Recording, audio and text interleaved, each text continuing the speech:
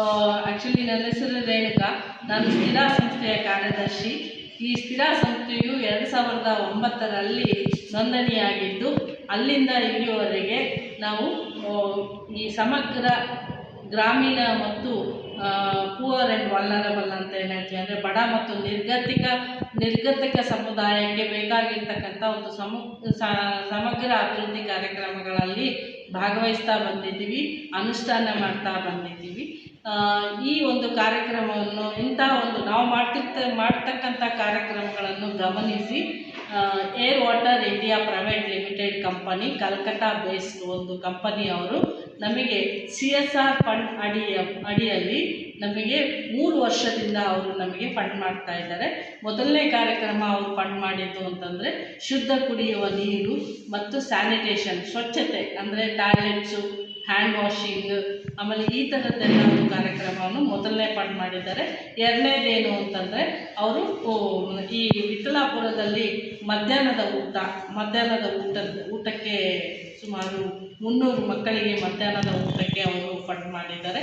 ಆಮೇಲೆ ಮೂರನೇದು ಬಹಳಷ್ಟು ಇಂಪಾರ್ಟೆಂಟ್ ಏನು ಅಂತಂದರೆ ಮಡಿಲು ಅನ್ನೋ ಕಾರ್ಯಕ್ರಮ ಸರ್ಕಾರವು ತುಂಬ ವರ್ಷಗಳ ಹಿಂದೆಯೇ ಆ ಒಂದು ಕಾರ್ಯಕ್ರಮದ ಬಗ್ಗೆ ಇಂಟ್ರೊಡ್ಯೂಸ್ ಮಾಡಿದರು. ಬಟ್ ಆ ಕಾರ್ಯಕ್ರಮದ ಅನುಷ್ಠಾನ, ಆ ಕಾರ್ಯಕ್ರಮದ ಪೂರ್ತಿ ಕಾನ್ಸೆಪ್ಟನ್ನು ನಾನು ತಿಳಿದುಕೊಂಡು ಆ ಕಾರ್ಯಕ್ರಮ ಅನುಷ್ಠಾನ ಆಗಬೇಕು ಅಂತೇಳಿ ಕಂಪನಿಯವರಿಗೆ ರಿಕ್ವೆಸ್ಟ್ ಮಾಡಿದ್ದೆ. ಆ ಕಂಪನಿಯವರು ಆ ಕಾರ್ಯಕ್ರಮದ ಬಗ್ಗೆ ಒಂದು ಪ್ರಾಮುಖ್ಯತೆಯ ಬಗ್ಗೆ ತಿಳ್ಕೊಂಡು ಅವರು CSR ಫಂಡ್ ಅಡಿಯಲ್ಲಿ ನಮಗೆ ಫಂಡ್ ಮಾಡಿದರು. ಈಗ ಅದನ್ನು ನಾವು ವೆಂಕಟಾಪುರ ಕ್ಯಾಂಪು 76 ವೆಂಕಟಾಪುರ ಕ್ಯಾಂಪಲ್ಲಿ ಇದನ್ನು ಅನುಷ್ಠಾನ ಮಾಡಿ ಮುಗಿಸಿದ್ವಿ. ನವೆಂಬರ್ 26ನೇ ತಾರೀಕು ಅದು ಇನಾಗರೇಟ್ ಆಯಿತು. ಅಲ್ಲಿ ಇರ್ತಕ್ಕಂಥ ಪ್ರೆಸ್ ಅವರಿಗೆ ಎಲ್ಲರಿಗೂ ಲೆಟರ್ ಕೊಟ್ಟಿದೆ. ಕೆಲವರು ಬಂದಿಲ್ಲ, ಪಬ್ಲಿಷ್ ಆಗುತ್ತೆ.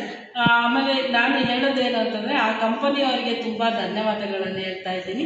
ಈ ಒಂದು ಮಡಿಲು ಅನ್ನೋ ಕಾರ್ಯಕ್ರಮ ಅಂದರೆ ಕಲಿಕಾ ಭವನ, ಇಂಗ್ಲೀಷ್ನಲ್ಲಿ ಹೇಳೋದಾದರೆ ಲರ್ನಿಂಗ್ ಲೆಬೊರೇಟರಿ ಅಂತಕ್ಕಂಥದ್ದು ನಾವು PUC ಆದಮೇಲೆ ಬರುವಂಥದ್ದು. ಬಟ್ ಇಲ್ಲಿ ಪ್ರೈಮರಿ ಶಾಲೆ ಮಕ್ಕಳಿಗೆ ಅಂದರೆ ಪ್ರಾಥಮಿಕ ಶಾಲೆಯ ಮಕ್ಕಳಿಗೆ 6 ಸಬ್ಜೆಕ್ಟ್ಸ್ ಇರುತ್ತೆ. ಆ 6 ಸಬ್ಜೆಕ್ಟ್ಸ್ಗೆ ಸಂಬಂಧಿಸಿದಂಗೆ ಸಪರೇಟ್ ಆಗಿ ಲೆಬೊರೇಟರಿಯನ್ನು ಮಾಡಿಸಿದ್ದೀನಿ. ಇದು ನಮ್ಮ ಬಳ್ಳಾರಿ ಜಿಲ್ಲೆಯಲ್ಲಿ ಮತ್ತು ವಿಜಯನಗರ ಜಿಲ್ಲೆಯಲ್ಲಿ ನೋಡಿಕೊಂಡಾಗ ಇದು ಮೊಟ್ಟ ಮೊದಲನೆಯ ಮಾದರಿ ಕಾರ್ಯಕ್ರಮ ಆಗಿದೆ.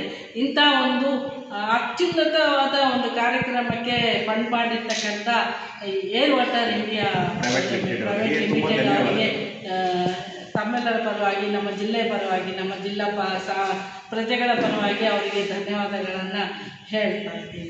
ಅದೇ ರೀತಿಯಲ್ಲಿ ಮುಂದಿನ ದಿನಗಳಲ್ಲಿ ನಮ್ಮ ಬಳ್ಳಾರಿ ಜಿಲ್ಲೆ ಇರ್ತಕ್ಕಂಥ ಎಲ್ಲ ಸ್ಕೂಲು ಮತ್ತು ಶಾಲೆಗಳು ಆ ಏರ್ ವಾಟರ್ ಮತ್ತು ಇನ್ನು ಬೇರೆ ಬೇರೆ ಖಾಸಗಿ ಕಂಪನಿಗಳು ನಮ್ಮ ಮುಂದೆ ಸ್ಪಾನ್ಸರ್ ಆಗಿ ನಾವು ನಿಮ್ಮ HUS ಸಂಸ್ಥೆಗೆ ಸಪೋರ್ಟ್ ಮಾಡ್ತೀರ ಅಂತ ಹೇಳಿದರೆ, ಯಾವುದಾವುದು ನಮ್ಮ ಬಳ್ಳಾರಿ ತಾಲೂಕು ಮತ್ತು ವಿಜಯನಗರ ತಾಲೂಕು ಸ್ಕೂಲ್ಗಳು ಗೌರ್ಮೆಂಟ್ಸ್ ದತ್ತ ತೊಗೊಳೋದಾಗಲಿ ಆ ಸಂಸ್ಥೆಗಳು ನಮಗೆ ಬಂದಿದ್ದರೆ ಅಲ್ಲಿರ್ತಕ್ಕಂಥ BO ಆಫೀಸರ್ಗಳು ಮತ್ತು ಅಲ್ಲಿರ್ತಕ್ಕಂಥ ಗ್ರಾಮ ಸದಸ್ಯರು ನಮಗೆ ಮಾಹಿತಿ ಕೊಟ್ಟರೆ ನಾವು ಸಂಪೂರ್ಣವಾಗಿ ನಾವು ಅಭಿವೃದ್ಧಿ ಮಾಡಿಕೊಡ್ತಿರಂತೆ.